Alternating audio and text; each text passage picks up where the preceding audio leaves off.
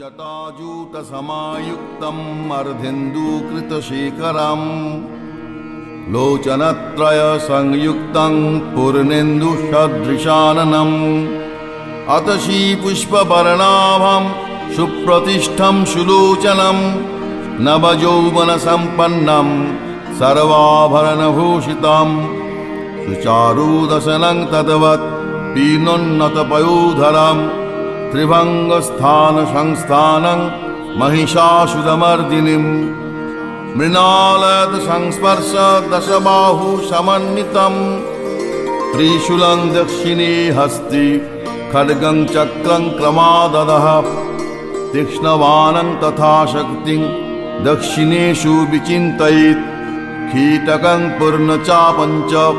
वज्रम् अङ्कुशमेव च घण्टं वा परशुं वापि